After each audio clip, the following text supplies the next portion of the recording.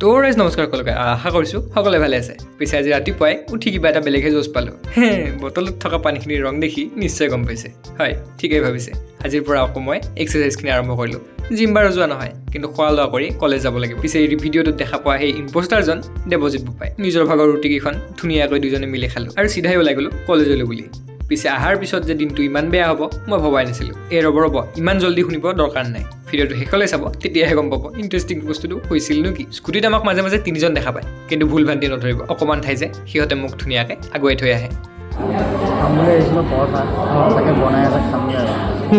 পিছে কি কুকখনত আহিছিলোঁ সেইটো আমি দুজনে গম পোৱা নাছিলোঁ মানে পৰঠা ঠিকেই আছিল বহুত ধুনীয়া বহুত টেষ্টি দেখিলে আপোনালোকৰ খাওঁ খাওয়াই লাগিব লগতে চাটনিৰ সোৱাদ পাহৰিব নোৱাৰি মাজে মাজে এনেকুৱা বস্তু খাই থাকিব লাগে পেটটোও ভাল থাকে মুখখনো ভাল লাগে কিন্তু পৰন্তু এই ৰিটাৰ্ণ হওঁতে সেই যে বগা গাড়ীখন দেখিছে তাতে বহি আছিল পুলিচ মহোদয় নোকোৱা নেমেলাকে আমাৰ মৰম লগা মানুহকেইজনক ফটো এখন মাৰি থৈ দিলে আৰু আমাৰ